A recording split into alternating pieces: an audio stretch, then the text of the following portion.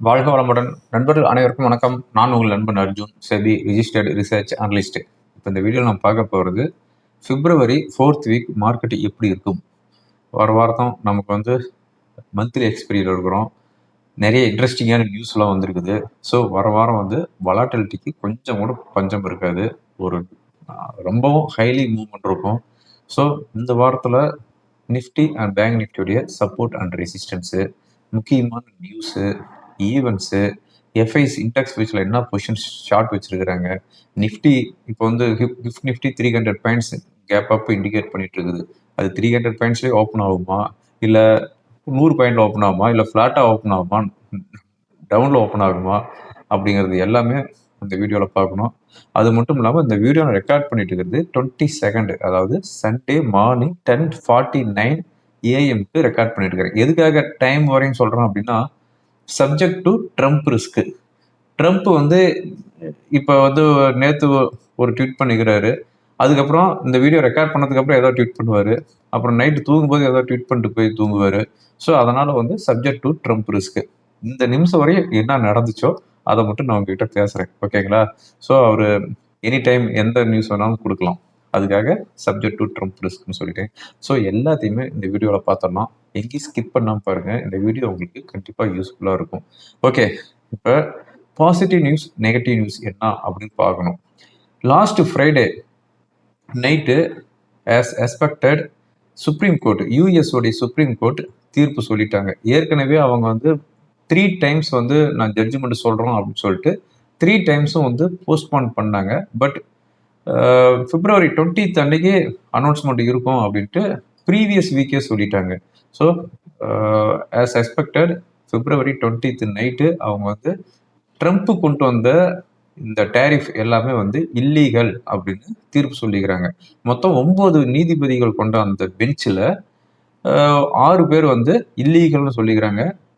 ஒரு 3 மெம்பர்ஸ் மட்டும் லீகல்னு சொல்லிக்கிறாங்க. ஸோ மெஜாரிட்டி பார்க்கும்போது இல்லீகல் அப்படின்ட்டு தீர்ப்பு வந்துருச்சு. இது வந்து ட்ரம்ப் கவர்மெண்ட்டுக்கு ஒரு பெரிய டிராபேக், ஓகேங்களா? பட் இந்த நியூஸ் வந்ததுக்கு அப்புறம் இந்தியாவுக்கு என்ன மாதிரியான டேரிஃப் இருக்க போகுது அப்படின்ட்டு $1 million கொஸ்டின் இருந்துச்சு, ஓகேங்களா? அதெல்லாம் லேட்டர் நான் பார்க்கலாம். ஸோ இது வந்து ஒரு பாசிட்டிவ் நியூஸ். ட்ரம்ப் கொண்டு வந்த டேரிஃப் இல்லீகல் அப்படின்ட்டு சுப்ரீம் கோர்ட்டு சொல்லியிருக்கிறாங்க. இது வந்து ஒரு ஃபர்ஸ்ட் பாசிட்டிவ் நியூஸ்.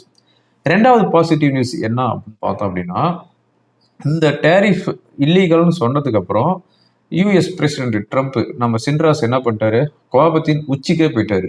கோபத்தின் உச்சிக்கே போயிட்டு என்ன பண்ணிட்டாரு அப்படின்னா, அதாவது செக்ஷன் 122 அதை யூஸ் பண்ணி நான் வந்து 10% டேரிஃப் எல்லா நாடுகளுக்கும் விதிக்கிறேன் அப்படின்னு சொல்லிட்டாரு. இது வந்து நெக்ஸ்ட் 150 டேஸ்க்கு இருக்கும் அப்படின்னு சொல்லிக்கிறாரு. ஏன்னா அந்த செக்ஷன் 122 படி வந்து 150 நாளைக்கு தான் வந்து ஒரு நாட்டினுடைய அதிபர், அதாவது ஜனாதிபதி, எந்த நாட்டுகளுக்கு வேணாலும் 10% 15% வரையும் அவர் வந்து டேரிஃப் கொடுக்கலாம். ஆனால் மேக்சிமம் 150 டேஸ் தான் அது வந்து இருக்கும் அப்படின்னு சொல்லிக்கிறாரு. ஆஃப்டர் 150 டேஸ் கழிச்சு என்ன பண்ணுவார், ஜஸ்ட் ஒரு 15 minutes அதை வந்து கேன்சல் பண்ணிட்டு மறுபடியும் அதுக்கு அடுத்ததாக வந்து ஆக்டிவேட் பண்ணிட்டுருவாரு. ஸோ அதுக்கு உண்டான ரூல்ஸும் செக்ஷன் 122 படி இருக்குது அப்படின்ட்டு அங்கே இருக்கிற சட்டத்திட்டங்கள் ட்விட்டரில் போட்டுட்டு இருக்கிறான்னு வச்சுக்கல. ஸோ இப்போ வந்து 10% அப்படின்ட்டு ஃப்ரைடே நைட்டு அவர் சொன்னார். ஸோ நமக்கு வந்து 18% டேரிஃப்லேருந்து 10% டேரிஃப் வந்துருச்சு. இது வந்து ஒரு பிக் பாசிட்டிவ் நியூஸ். 8% நமக்கு டேரிஃப் குறைஞ்சிருச்சு. அதனால் அதாவது சுப்ரீம் கோர்ட் வந்து இல்லீகல்னு சொன்னோடனே நம்ம மார்க்கெட்டு கிட்டத்தட்ட 200-250 பாயிண்ட் ஏறிடுச்சு. இவர் வந்து 10% டேரிஃப் அப்படின்னு சொன்னோடனே ஹையில் வந்து க்ளோஸ் ஆகிடுது. அதாவது 330 பாயிண்ட் கிஃப்ட் நிஃப்டி ஹையில் வந்து க்ளோஸ் ஆகிடுது. ஓகே, இது வந்து வெள்ளிக்கிழமை நைட் நடந்தது. சனிக்கிழமை என்ன நடந்துச்சு அப்படின்னு பார்த்தோம். இதெல்லாம் நெகட்டிவ் நியூஸில் வந்துடும். சனிக்கிழமை வந்து நியூஸில் வந்து என்னென்ன வந்துச்சு அப்படின்னு பார்க்கறதுக்கு முன்னாடி, இந்த சுப்ரீம் கோர்ட் கொடுத்த தீர்ப்பின் படி அவர் வந்து கோபத்தின் உச்சிக்கே போயிட்டு ரொம்பவும் வந்து ஒரு ஹார்டான வேர்ட்லாம் யூஸ் பண்ணி யூஎஸ் சுப்ரீம் கோர்ட் நீதிபதிகளே வந்து வசைப்பாடி இருக்கிறாருன்னு வச்சுக்கோங்களேன். அது ஜஸ்ட் என்ன பார்த்தோம் அப்படின்னா, யூஎஸ் சுப்ரீம் கோர்ட்டில் இருக்கிற நீதிபதிகள் எல்லாமே அந்த 6 பேருமே வந்து டெமோக்ரஸி கட்சியை சேர்ந்தவங்க. அதனால அவங்க வந்து அந்த மாதிரியான தீர்ப்பு தான் கொடுப்பாங்க. இது வந்து நாட்டின் பொருளாதாரத்தை பற்றி அவங்களுக்கு வந்து அக்கறை இல்லை. நான் தான் வந்து நாட்டின் பொருளாதாரத்தை மேம்படுத்தி கொண்டுட்டு போகிறேன் அப்படின்னு சொல்லிட்டு, நீங்கள் இல்லீகல்னு சொன்னதுக்கு அப்புறம் எல்லா நாடுகளுமே அமெரிக்காவை பார்த்து நடனம் ஆடிக்கிட்டு இருக்கிறாங்க தெருக்களில் வந்து. பட் அந்த நடனமாட நான் விட மாட்டேன் அப்படின்னு சொல்லிட்டு நான் வந்து இதுக்கு உண்டான வழிவகைகளை செய்வேன். என்னுடைய பீரியடில் யூஎஸ் ஸ்டாக் மார்க்கெட்டு அதாவது டோ வந்து 50,000 புள்ளியும் தாண்டி இருக்குது. அதே மாதிரி S&P 500 7,000 பாயிண்ட்ஸ் வந்து இன்க்ரீஸ் ஆகிருக்குது. நான் வந்து இந்த நான் வந்ததுக்கப்புறம் 8 போர் வந்து நான் ஸ்டாப் பண்ணிக்கிறேன். இதில் வந்து 5 வார் வந்து டேரிஃபை காரணம் காட்டி நான் வந்து நிறுத்தியிருக்கிறேன். அதில் வந்து இந்தியா பாகிஸ்தானும் அடங்கும். அந்த மாதிரிலாம் சொல்லியிருக்கிறாரு. ஓகேங்களா? ஸோ இது வந்து ஃபர்ஸ்ட் நெகட்டிவ் நியூஸ். ஒரு யூஎஸ் பிரசிடென்ட்டு சுப்ரீம் கோர்ட் வந்து வசைப்பாடி இருக்கிறாரு. இது வந்து ஃபர்ஸ்ட் நெகட்டிவ் நியூஸ். ரெண்டாவது நெகட்டிவ் நியூஸ் என்ன அப்படின்னு பார்த்தோம் அப்படின்னா, யூஎஸ் சுப்ரீம் கோர்ட் சொன்ன தீர்ப்பை இம்மீடியட்டா அவர் வந்து எந்த ஒரு தீர்ப்பு வருது அதுக்கு அடுத்து 15-20 மினிட்ஸில் எந்த ஒரு அதாவது என்ன சொல்றது, ஒரு எக்கனாமிஸ்ட் எல்லாருமே கலந்து பேசி அவர் வந்து ஒரு நாள் ஹோல்டு பண்ணி அதுக்கப்புறம் நியூஸ் எல்லாம் கொடுக்கணும் அப்படிங்கிற ஒரு சிந்தனை கூட ஒரு யூஎஸ் பிரசிடென்ட் கிடையாது. இமீடியட்டா அவர் என்ன சொல்றாரு, 1974 ஆக்ட் 122 படி நான் வந்து 10% டேரிஃப் நான் எல்லா நாடுகளுக்கும் கொடுக்குறேன் அப்படின்ட்டு சொல்றாரு. இது வந்து ஃப்ரைடே நைட்டு. அதுக்கு அடுத்து சாட்டர்டே என்ன பண்றாரு அப்படின்னா, இந்த 10% டேரிஃப் நான் வெள்ளிக்கிழமை சொன்னதை நான் வந்து ரிவைஸ் பண்றேன். 15% எல்லா நாடுகளுக்குமே வந்து 15% டேரிஃப் அப்படின்னு கொண்டு வந்துட்டாரு. ஒரு அமெரிக்க ஜனாதிபதி இந்த மாதிரியான நியூஸ், அதாவது ஓவர் நைட்ல பல்ட்டி அடிக்கிற மாதிரியான நியூஸ் நான் மட்டும் இல்லை, இந்த உலகமே இதுதான் ஃபர்ஸ்ட் டைமா வந்து பார்த்துட்டு இருக்கோம் அப்படின்னு நான் நினைக்கிறேன். ஓகேங்களா? அதுக்கு அடுத்ததா வந்து ஃபோர்த் நெகட்டிவ் நியூஸ் என்ன அப்படின்னு பார்த்தோம் அப்படின்னா, அமெரிக்காவுடைய ஜிடிபி, அதாவது லாஸ்ட் ஃப்ரைடே வந்துச்சு. எவ்வளோ வந்திருக்குது அப்படின்னா 1.4% தான் வந்திருக்குது ஜிடிபி, அதாவது உள்நாட்டு மொத்த உற்பத்தி. எக்ஸ்பெக்டேஷன் 3%. ஸோ ஒரு ஒர்ஸ்டான ஜிடிபி வந்திருக்குது அமெரிக்காவுடைய உள்நாட்டு மொத்த உற்பத்தி. இந்த ஜிடிபி வந்ததுக்கு அப்புறம் இப்போ ஃபெட் வந்து ரொம்ப கன்ஃபியூஷன்ல இருக்கிறாங்க. இப்போ வந்து இன்ஃப்ளேஷன் சூப்பராக வந்துச்சு, 2.4% வந்துச்சு.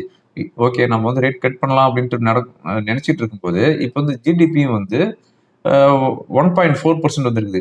இப்போ வந்து ஃபெட் வந்து ரேட்டு கட் பண்ணாங்க அப்படின்னா இன்ஃப்ளேஷன் இன்க்ரீஸ் ஆகும். At the same time rate வந்து ஹோல்டு பண்ணலாம் அப்படின்னு நினைச்சாங்க அப்படின்னா எக்கனாமிக் இங்கே வந்து கொலாப்ஸ் ஆகும். அதனால இப்போ வந்து ஃபெட் வந்து ரொம்பவும் காசியஸாக இருக்க போறாங்கன்னு வச்சுக்கோங்களேன்.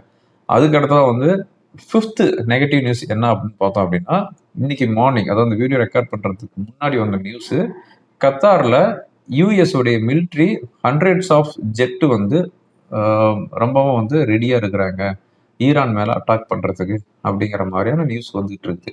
ஸோ இது வந்து ஒரு ஜியோபொலிட்டிக்கல் டென்ஷன் இன்க்ரீஸ் ஆகிட்டு இருக்குது. டே பிஃபோர் எஸ்டர்டே, அதாவது வெள்ளிக்கிழமை கூட ஈரான்லேருந்து என்ன சொல்லிக்கிறாங்க அப்படின்னா, நாங்கள் வந்து பீஸ் டாக்கு, அமைதி பேச்சுவார்த்தை நல்லபடியாக தான் போயிட்டு இருக்குது அப்படின்னு சொன்னாங்க. ஆனால் இந்த 2 நாளாகவே வந்து ஜியோபொலிட்டிக்கல் டென்ஷன் இன்க்ரீஸ் ஆகிட்டு இருக்குது.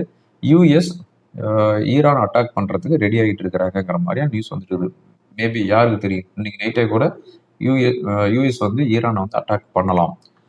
அதுக்கு அடுத்ததா இந்த வீடியோ ரெக்கார்ட் பண்ணிட்டு இருக்கிறது முன்னாடி ஒரு நெகட்டிவ் நியூஸ் வந்துருக்குது. அதாவது நம்ம லோக்கல்ல இருந்து ஐடிஎஃப்சி ஃபர்ஸ்ட் பேங்க்ல 590 கோடி மோசடி பண்ணியிருக்கிறாங்க அப்படின்னு ஐடிஎஃப்சி ஃபர்ஸ்ட் பேங்க் எக்ஸ்சேஞ்சுங்களுக்கு லெட்டர் அனுப்பியிருக்கிறாங்க. ஓகேங்களா? இது வந்து சண்டிகர் பிரான்ச்சில் அந்த மாதிரியான இஷ்யூ நடந்திருக்குது அப்படின்னு சொல்லியிருக்கிறாங்க. ஸோ இந்த 590 கோடி வந்து ஃப்ராடு பண்ணிக்கிறாங்கன்னா, இது வந்து ஆல்மோஸ்ட் 6 மாதம் வந்து 8 மாதம் ப்ராஃபிட், ஐடிஎஃப்சி பேங்கோடைய 6 மாதம் 8 மாதம் ப்ராஃபிட்டை ஒரே பிரான்ச்சில் கொள்ளையடிச்சிட்டு போயிட்டாங்க பேங்க் ஸ்டாஃப் அப்படின்னு சொல்லியிருக்கிறாங்க. அதுக்கு அடுத்தா வந்து 7th நெகட்டிவ் நியூஸ் என்னன்னா, க்ரூடு ப்ரைஸ் $72 நியர்லி சஸ்டெயின் ஆகிட்டு இருக்குது. அதாவது ஜியோபொலிட்டிக்கல் டென்ஷன் இன்க்ரீஸ் ஆகிட்டு இருக்கிறதுனால. 8th நெகட்டிவ் நியூஸ் என்ன அப்படின்னா, ஆந்த்ராபிக். இந்த ஆந்த்ராபிக் ஏஐ டூலு உலக லெவலில் போட்டு சொலட்டி அடிச்சிட்டு இருக்குது. அதில் நம்ம இந்தியன் ஸ்டாக் தான் வந்து மேஜராக அடி வாங்கியிருக்குது. ஸோ இந்த ஆந்த்ராபிக் இன்னமும் வந்து இந்தியன் ஸ்டாக்ஸ் வந்து பதம் பார்க்கும் அப்படிங்கிறதுனால ஆந்த்ராபிக் நெகட்டிவ் நியூஸில் தான் இருக்குது.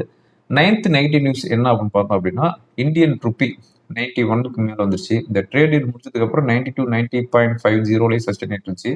லாஸ்ட் ஃப்ரைடே வந்து 91 வந்து கிராஸ் பண்ணியிருக்குது. இப்போ ரீசெண்டாக வந்த ஹை 92. 10th நெகட்டிவ் நியூஸ் என்ன அப்படின்னு பார்த்தோம் அப்படின்னா, எஃப்ஐஸ் மறுபடியும் வந்து செல்லிங்க்கு வந்துட்டாங்க. ஓகேங்களா? பட் F&O ஆக்டிவிட்டி என்னங்கிறது லேட்டர் நான் சொல்கிறேன். லாஸ்ட் வீக்கை பொறுத்தவரையும் சென்செக்ஸ் 187 பாயிண்ட்ஸ் ஹையில் க்ளோஸ் ஆகுது. 82,814 செட்டில் ஆகுது. நிஃப்டி 100 பாயிண்ட்ஸ் ஹையில் க்ளோஸ் ஆகுது. வீக்லி பேசிஸ் 0.39%, 25,571 செட்டில் ஆகுது. ப்ராடர் இண்டிசஸை பொறுத்தவரையும் mid cap, small cap, large cap அதாவது ஸ்மால் கேப் 0.5% டவுனில் க்ளோஸ் ஆகுது. மிட் கேப் 0.5%ம் லார்ஜ் கேப் 0.3%ம் ஹையில் க்ளோஸ் ஆகுது. செக்டார் வைஸ் பார்த்தோம் அப்படின்னா PSU bank 5.5%, energy 2.5%, FMCG 1.7%, pharma, health care, defence each 1% ஹையில் க்ளோஸ் ஆகுது. லாஸ்ட் வீக்கை பொறுத்தவரையும் அண்டர் பெர்ஃபார்ம் இருந்த செக்டார் என்னன்னு பார்த்தோம் அப்படின்னா ஆட்டோ, ஐடி, மீடியா 1.5% to 2.5% டவுனில் க்ளோஸ் ஆகுது. Foreign institutional investors FIC last week பொறுத்தவரையும் 637 crore வீக்லி பேசிஸில் வந்து செல் பண்ணிக்கிறாங்க. பட் மார்ஜினலாக தான் செல் பண்ணிக்கிறாங்க. Domestic institutional investors DIIs 6883 crore வந்து பை பண்ணிக்கிறாங்க. இதுதான் லாஸ்ட் வீக்குடைய data. Positive news, negative news. இப்போ வர வாரத்தில் இருக்கிற ஈவெண்ட் அப்படின்னு பார்த்தோம் அப்படின்னா ஃப்ரைடே, அதாவது Monday, Tuesday, Wednesday and Thursday இந்த நாளில் எந்த ஒரு முக்கியமான ஈவெண்ட் எதுவும் இல்லை. Coming Friday February 27th evening 4 o'clock இந்தியாவுடைய ஜிடிபி வருது. ப்ரீவியஸாக இருக்கிறது 8.2%, இப்போ எக்ஸ்பெக்டேஷன் 7.8%. அன்னைக்கு ஈவினிங் 7 o'clock யூஎஸ்ஏலேருந்து பிபிஐ டேட்டா வருது. இதுதான் முக்கியமான ஈவெண்ட்ஸு. எஃப்ஐஸ் ஆக்டிவிட்டி எஃப்என்டோவில் எவ்வளோ வச்சிருக்கிறாங்க அப்படின்னு பார்த்தோம் அப்படின்னா ஒரு கப்புள் ஆஃப் வீக்ஸ் முன்னாடி எஃப்ஐஸ் 82%, 85%, 90% நியர்லி எஃப்என்டோவில் ஷார்ட்டில் இருந்தாங்க. ஆனால் இந்த வாரத்தை பொறுத்தவரையும் 75% ஷார்ட்டில் இருக்கிறாங்க. அதாவது அவங்க ஷார்ட் வந்து ஆல்மோஸ்ட் கவர் பண்ணிட்டு இருக்காங்கன்னு வச்சுக்கலேன். மந்த்லி செட்டில்மெண்ட் இன்னும் 2 நாள் தான் இருக்குது. அதனால் so FIs as of now 75% ஷார்ட்டில் இருக்கிறாங்க. டொமஸ்டிக் 73% லாங்கில் இருக்கிறாங்க. கிளைண்ட் 66% லாங்கில் இருக்கிறாங்க. ப்ரிப்பரேட்டர் 54% லாங்கில் இருக்கிறாங்க. ஓகேங்களா, ரைட். ஓகே, இப்போ வர வாரத்தில் நிஃப்டியோடைய சப்போர்ட் ரெசிஸ்டன்ஸ் பார்க்கறதுக்கு முன்னாடியே இப்போ இந்தியாவுடைய டேரிஃப் எவ்வளவு, இந்தியா அமெரிக்காவுக்கு நாம் கொடுக்க வேண்டிய பொருளுக்கு நாம் வந்து எவ்வளோ டேரிஃப் கொடுக்கணும் அப்படின்னு பார்த்தோம் அப்படின்னா 10%, 15%, இல்லை 18%, இல்லை 25%, இல்லை 50%, எவ்வளவு அப்படின்னு பார்த்தோம் அப்படின்னா, அதாவது வெள்ளிக்கிழமை நைட்டு சுப்ரீம் கோர்ட்டு தீர்ப்பு வர்ற வரையும் நம்ம எவ்வளோ டீல் ஃபைனல் ஆயிருந்துச்சு 18%. தீர்ப்பு வந்தோடனே 0% ஆயிடுச்சு. இல்லீகல்னு சொன்னோடனே 0% ஆச்சு. தீர்ப்பு வந்து 1 hourல அவர் வந்து 10% டேரிஃப் கொடுத்தாரு. நம்ம சின்ராசு யூஎஸ் பிரசிடென்ட் 10% டேரிஃப் கொடுத்தாரு. ஸோ அப்போ வந்து 10% டேரிஃப் வந்துருச்சு. இது வந்து வெள்ளிக்கிழமை நைட்டு வந்து சனிக்கிழமை நைட் வரைக்கும் 10% டேரிஃப் இருந்துச்சு. சனிக்கிழமை நைட்டு 10% வந்து 15% ஆயிடுச்சு. இப்போ இந்த வீடியோ ரெக்கார்ட் பண்ணிட்டு இருக்கும்போது 15% டேரிஃப்ல இருக்குது. ஓகேங்களா, கன்ஃபியூஸ் ஆகாதீங்க. 15% டேரிஃப் ஆஸ் ஆஃப் நவ் இருக்குது. இன்னைக்கு நைட் எந்த மாதிரியான டேரிஃப் கொடுக்குறாருன்னு தெரியல. ஓகே, இப்போ 15% டேரிஃப் ஆஸ் ஆஃப் நவ். ஓகேங்களா, இந்த 15% டேரிஃப் நெக்ஸ்ட் 150 டேஸுக்கு. நெக்ஸ்ட் 150 டேஸ் அப்படிங்கும்போது ஜூலை 20th வரும். இந்த ஜூலை 20th வரையும் நமக்கு வந்து இந்த 15% டேரிஃப். இந்த நடுவில் வந்து யூஎஸ் பிரசிடென்ட் எந்த ஒரு கலைபரமும் பண்ணாமல் இருந்தாருன்னா இந்த 15%. ஓகே, இப்போ இந்த 15% டேரிஃப்னால நமக்கு இந்தியாவுக்கு பெனிஃபிட்டா அப்படின்னு பார்த்தோம் அப்படின்னா ஸ்லைட்லி பெனிஃபிட். ஒரு பெரிய பெனிஃபிட்லாம் கிடையாது, ஸ்லைட்லி பெனிஃபிட். இப்போ கிஃப்ட் நிஃப்டி 300 பாயிண்ட்ஸ் கேப் அப்பில் இண்டிகேட் பண்ணிட்டு இருக்குது. இந்த 300 பாயிண்ட்ஸ் கேப் அப்பில் ஓப்பன் ஆகுமா அப்படின்னு கேட்டோம் அப்படின்னா என்னை பொறுத்தவரையும் 100 பாயிண்ட் டு 150 பாயிண்ட் கேப் அப்பில் ஓப்பன் ஆனாவே பெரிய விஷயம் நான் நினைக்கிறேன். அந்த அந்த கெயின் எல்லாமே வந்து எரேஸ் பண்ணிடும். ஸோ இப்போ வந்து குளோபல் லெவலில் ஒரு நிச்சயமற்ற நிலையற்ற தன்மை வந்து ஆஸ் ஆஃப் நவ் இருக்குது. அப்படிங்கும்போது இந்தியாவுடைய டேரிஃப் 15% அப்படிங்கிறனால அந்த 3%க்காக நிஃப்டி வந்து அந்த அளவுக்கு கேப் அப்புக்கு போகுமாங்கிறது எனக்கு தெரியல. மோஸ்ட்லி வந்து 100 பாயிண்ட்ஸ்னா 150 பாயிண்ட்ஸ்க்குள்ள கேப் அப்பில் ஓப்பன் ஆன பெரிய விஷயம். ஒருவேளை 300 பாயிண்ட்லாம் கேப் அப்பில் ஓப்பன் ஆச்சு அப்படின்னா அங்கேருந்து ஸ்ட்ரைட்டாக இறங்கும். அந்த மாதிரியான சுச்சுவேஷனில் தான் நம்ம மார்க்கெட் இருக்குது. ஸோ ஒரு பெரிய கேப் அப் வந்துச்சுன்னா better to exit your position. ஓகேங்களா, ஓகே. இப்போ வர வாரத்தில் இருக்கிற முக்கியமான ரெசிஸ்டன்ஸ் என்ன அப்படின்னு பார்த்தோம் அப்படின்னா 25,800லேருந்து 26,000ங்கிறது மேஜர் ரெசிஸ்டன்ஸ். ஓகேங்களா, இதுதான் வந்து மேஜர் ரெசிஸ்டன்ஸ். 26,000க்கு மேலே ஒரு நாளோ இல்லை 2 நாளோ க்ளோஸ் ஆச்சு அப்படின்னா தென் வில் மூவ் டு 26,300 வரையும் போகிறதுக்கு உண்டான வாய்ப்பு இருக்குது. எப்பப்பெல்லாம் நிஃப்டி வந்து 25,800லேருந்து 26,000 வருதா அங்கேருந்து ஓங்கி ஒன்று தலையில் வைக்கிறாங்க, அங்கேருந்து 25,400க்கு வருது. இப்போ லாஸ்ட் 2 வீக்ஸாக அது மாதிரி தான் நடந்துருக்குது. ஸோ இப்போ மறுபடியும் அங்கே வந்துச்சு அப்படின்னா ஓங்கி வெயிங்க அங்கேருந்து இறங்கும். ஸோ நம்ம மார்க்கெட்டு இந்த ரேஞ்சுக்குள்ளே தான் வந்து உருண்டுட்டு இருக்குன்னு வச்சுக்கோங்களேன். பஸ் ஸ்டாண்ட்லேருந்து டவுன் பஸ்ஸு கிளம்புது, ஊரை பூரா சுற்றிட்டு மறுபடியும் பஸ் ஸ்டாண்டுக்கே வருது. அது மாதிரி நிஃப்டி வந்து 25,400 ஆரம்பிச்சு 26,000 போயிட்டு மறுபடியும் 25,400 வருது. ஓகேங்களா? இந்த டவுன் பஸ் எப்போ வந்து ரூட் பஸ்ஸாக மாற்றுவாங்களோ தெரியல, எப்போ வந்து ஏர் பஸ்ஸாக மாற்றுவாங்களோ தெரியல, ஐ மீன் எப்போ வந்து புல்லிஸ்க்கு சேஞ்ச் ஆகுமோ தெரியல. எனிவே யூஎஸ் பிரசிடென்ட்டு ட்ரம்ப்பு அவருடைய கையில் தான் குளோபல் லெவலில் மார்க்கெட் எல்லாமே இருக்குது. ஓகேங்களா? Subject to Trump risk, subject to market ரிஸ்க்லாம் நம்ம சொல்ல தேவையில்ல, சப்ஜெக்ட் டு ட்ரம்ப் ரிஸ்க் தான். இப்போ ரெசிஸ்டன்ஸ் இந்த லெவல் ரொம்ப கேர்ஃபுல்லாக இருங்க, ரொம்பவும் காசியஸாக இருங்க. அட் த சேம் டைம் 25,400ங்கிறது ஒரு ஸ்ட்ராங் சப்போர்ட் ஜோன். 25,400க்கு கீழே க்ளோஸ் ஆச்சுன்னா 25,100 டு 25,000 வர்றதுக்கு உண்டான பாசிபிலிட்டிஸ் இருக்குது. வர வாரம் நமக்கு வந்து அதாவது coming Tuesday monthly settlement huge volatility இருக்கும். ரொம்ப ரொம்ப கேர்ஃபுல்லாக ட்ரேட் பண்ணுங்க. ஓகேங்களா?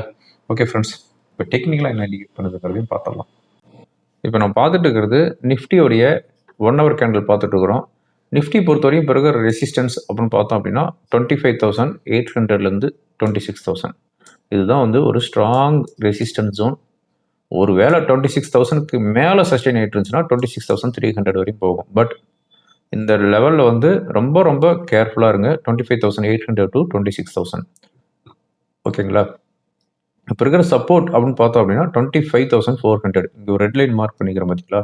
இதுதான் 25,400. இதுக்கு கீழே சஸ்டெயின் ஆகிட்டு இருந்துச்சு அப்படின்னா நமக்கு வந்து 25,000 வரையுமே வர்றதுக்கு உண்டான பாசிபிலிட்டிஸ் இருக்குது. ஓகேங்களா? இப்போ நம்ம பார்த்துட்டு இருக்கிறது பேங்க் நிஃப்டியோடைய 1 hour கேண்டில். ரெசிஸ்டன்ஸ்னு பார்க்கும்போது 61,500. 61,500 வந்து 700 வரையும் ரெசிஸ்டன்ஸ் இருக்குது. சப்போர்ட் அப்படின்னு பார்த்தோம் அப்படின்னா நியர்பை சப்போர்ட் அப்படின்னா 61,000, தேர் ஆஃப்டர் 60,600. 60,600 கீழே இருந்துச்சு அப்படிங்கிற பட்சத்தில் then will take next support nearly 60,000 தான். ஓகேங்களா? ஓகே ஃப்ரெண்ட்ஸ், இந்த வீடியோ உங்களுக்கு ரொம்ப யூஸ்ஃபுல்லாக இருக்கும்னு நினைக்கிறேன். யூஸ்ஃபுல்லாக இருந்துச்சு அப்படின்னா ஃப்ரெண்டுக்கு ஃபார்வர்ட் பண்ணுங்கள். தேங்க்யூ ஃபார் வாட்சிங். வாழ்க வளமுடன்.